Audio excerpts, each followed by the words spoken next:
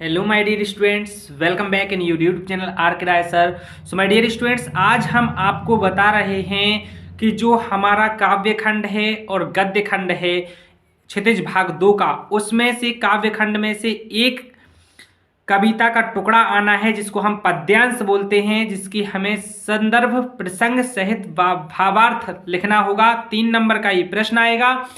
ज्यादातर यह प्रश्न क्वेश्चन नंबर 18 पर आता है, लेकिन जरूरी नहीं है कि यह प्रश्न क्वेश्चन नंबर 18 पर ही आए और जो गद्यांश आना है वो क्वेश्चन नंबर 19 पर ही आए। जरूरी नहीं है। क्यों नहीं है जरूरी? क्योंकि तुम्हें पता होना चाहिए इस बार पेपर के 4 सेट हैं, पिछली बार भी थे, तो हर सेट में क्वेश्चन इधर के उधर रहेंगे। तो आपको समझना है कि वो किस क्वेश्चन पे आया है, उसी क्वेश्चन का नंबर डाल के आपको उत्तर लिखना है। और वो लिखना कैसे है मैं आपको बता रहा हूं यहां लिख करके कि संदर्भ प्रसंग में क्या लिखना पड़ता है। कई जन तो परेशान है भाई कि संदर्भ में क्या लिखें। अरे चलो, संदर्भ में तो पता हो जाता है फिर भी, लेकिन प्रसंग में क्या लिखें तो बड़ी दिक्कत हो जाती है। मैं आपको सारी चीजें क्लियर करके बता रहा हूं, वीडियो पूरी देखिएगा। और चैनल को यदि सब्सक्राइब नहीं किया तो सब्सक्राइब करके बेल आइकन को प्रेस कर दीजिए, ऑल पर सेट कर दीजिए, क्योंकि हम लाइव क्लास भी लेते हैं रात 8 बजे। लाइव क्लास में महामोस्ट क्वेश्चंस बताते हैं परीक्षा अध्ययन से और बोलते जाते हैं उनके आंसर्स भी साथ में। सो माय डियर स्टूडेंट्स, दोस्तों को भी जोड़ लीजिए चैनल से। हमारा व्हाट्सएप नंबर भी लिख लीजिए 7509929282। इस पर आप अपना नाम, अपनी क्लास और आप मध्य प्रदेश के किस जिले से हैं वो भी लिखिएगा। ठीक है, चलिए देख लेते हैं कैसे लिखना है हमें संदर्भ प्रसंग और भावार्थ, या हमें व्याख्या कैसे करनी है। चलो देख लेते हैं। तो देखिए माय डियर स्टूडेंट्स, आप देख पा रहे हैं ये हमने एक रजिस्टर का पेज लिया हुआ है। इस पे हम लिखते हैं कि कैसे लिखना है। तो सबसे पहले हमें लाइन खींच लेना है। देखो हमने ये पेज मोड़ के ये लाइन खींच ली है। ठीक है, तो आप ये देख रहे हैं ये मार्जिन सेट करना कहलाता है। अब इस लाइन के इस साइड हमें कुछ नहीं लिखना है, इस साइड ही लिखना है, प्रॉपर लिखना है। तो हम यहाँ लिखते हैं, हमें लिखना है जैसे मान लो यह हमारा प्रश्न, ये प्रश्न 18 पे है, तो हमें लिखना है प्रश्न क्रमांक 18 का उत्तर। और देखो ये अथवा में भी आएगा इसके, तो हम यदि अथवा वाला करते हैं तो हम अथवा लिख देंगे यहाँ कोष्टक में, और यदि अथवा वाला नहीं करते हैं तो हम अथवा नहीं लिखेंगे। ठीक है माय डियर स्टूडेंट, तो हम यहाँ पे ऐसी स्केल की सहायता से, यदि हमारे पास समय बचता है बाद में, तो हम ये लाइन ऐसी खींच लेंगे। ठीक है, चलो अब हम यहाँ हेडिंग डालनी है लाइन के किनारे से। सबसे पहले हमें लिखना है संदर्भ। तो हम अच्छी सुंदर हैंड राइटिंग, जितनी हमारी अच्छी से अच्छी हो सकती है वैसी राइटिंग में हम लिखेंगे संदर्भ। ठीक है, और ऐसे लिख के यहाँ लिख देंगे। अब हमें संदर्भ में क्या लिखना है माय डियर स्टूडेंट, हमने ब्लैक पेन से हेडिंग तो डाल दी। अब हम लिखेंगे, ठीक है, कि प्रस्तुत पद्यांश, पद्यांश है तो पद्यांश लिखेंगे और गद्यांश है तो गद्यांश। इस बात का ध्यान रखना है, प्रस्तुत पद्यांश हमें देखते चलना है अच्छी से। ठीक है, प्रस्तुत पद्यांश हमारी पाठ्यपुस्तक, हमारी पाठ्य पुस्तक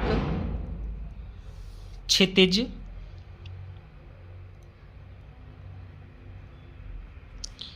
भाग 2 के, फिर हमें पाठ का नाम थोड़ा इन्वर्टेड कॉमा में लिख देना है, राम लक्ष्मण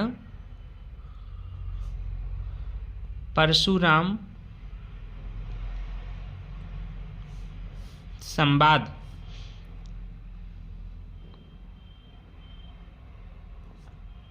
से लिया गया है।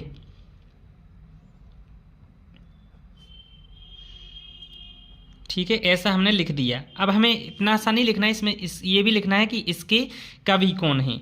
तो हमें लिख देना है इसके कवि तुलसीदास जी हैं। ठीक है, तुलसीदास जी हैं। अब देखो कवि के लिए हमें सभी पाठों के नाम और उनके कवियों के नाम याद करना होंगे, और गद्य खंड में सभी पाठों के नाम और उनके लेखक लेखिकाओं के नाम याद करने होंगे। अब हमारा ये संदर्भ हो गया। यहाँ इतना लिखने पे हमें 1 नंबर मिल जाएगा माय डियर स्टूडेंट। ठीक है, अब हमें एक लाइन यहाँ छोड़ के इसके सीध में ही हेडिंग डालनी है प्रसंग। ठीक है, तो हम यहाँ प्रसंग हेडिंग डालेंगे और प्रसंग में हम क्या लिखेंगे, जैसे कि हमने पंक्तियाँ पढ़ी थीं, पंक्तियाँ हमने पढ़ी थीं कि नाथ शंभुधनु भंजन हारा हो यही केहू दास तुम्हारा। तो यहाँ पे राम जी परशुराम के क्रोध को शांत करने के लिए विनम्र भाव से वार्तालाप करते हैं, इसका वर्णन है। ठीक है, तो यहाँ पे राम और परशुराम के बीच संवाद का वर्णन किया गया है, ऐसा लिख देते हैं हम। प्रसंग मतलब प्रसंग में हमें लिखना होता है टॉपिक, किस बारे में वो दिया गया है वो लिखना पड़ता है, या हम ऐसा कह सकते हैं कि विषय लिखना पड़ता है हमें। तो हमने यहाँ लिख दिया प्रसंग। ठीक है, प्रसंग में क्या लिखेंगे, प्रस्तुत पद्यांश में श्री राम और परशुराम के बीच संवाद का वर्णन है। ठीक है, ऐसा लिख दिया हमने।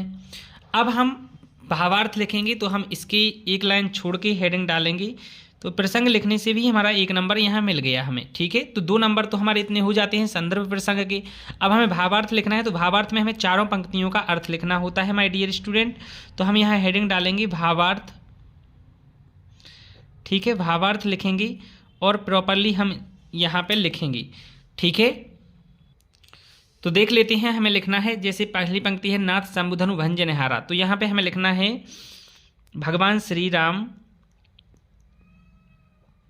भगवान श्री राम परशुराम जी से कहते हैं, परशुराम जी से कहते हैं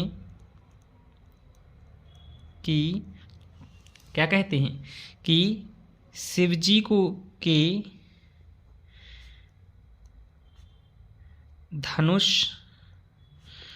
को तोड़ने वाला, भंजनहारा मतलब तोड़ने वाला, तोड़ने वाला हो यही केहू एक दास तुम्हारा, आपका ही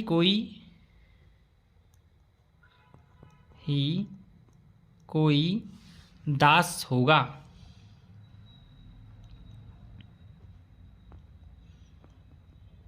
ठीक है, आगे है आये सुका है कहिए के न मोही, उसके लिए क्या आज्ञा है बताइए। आयस मतलब आज्ञा, उसके लिए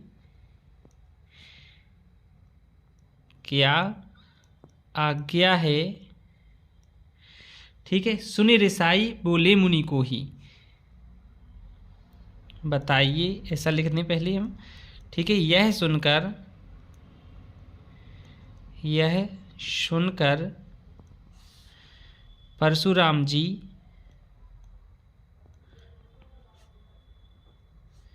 क्रोध में बोलते हैं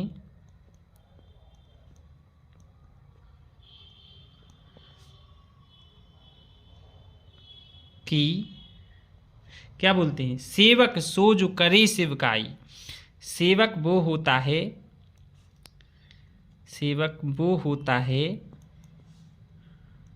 जो सेवा का कार्य करे, सेवा का कार्य करे। ठीक है, अरि करनी करी करी लड़ाई, और ये शत्रुतापूर्ण काम नहीं करता है।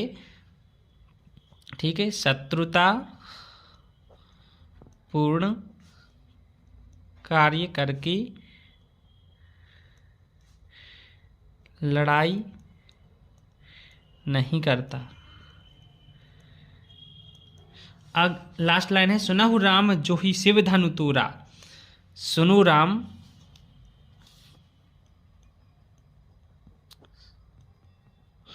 जिसने भी शिव धनुष तोड़ा है। ठीक है, जिसने भी शिवजी का ये धनुष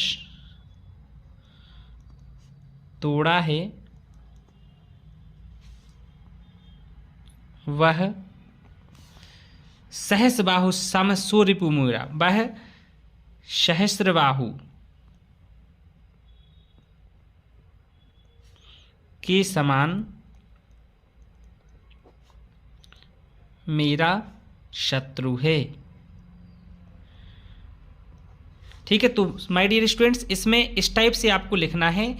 ऐसे व्यवस्थित तरीके से आप लिखेंगे तो आपको 3 में से 3 नंबर ही देगा जांचने वाला। अब मेरी राइटिंग उतनी अच्छी नहीं आई क्योंकि मैं एक हाथ से मोबाइल पकड़े हूँ, एक हाथ से वीडियो लिख रहा था और व्यवस्थित नहीं लिख पाया। सो माय डियर स्टूडेंट्स, आपको थोड़ा और सुंदर लिखना है, आप अच्छे से अच्छा लिखें, प्रॉपर लाइन खींच लें स्केल से और ब्लैक ब्लू पेन का यूज करें जहाँ आवश्यकता है।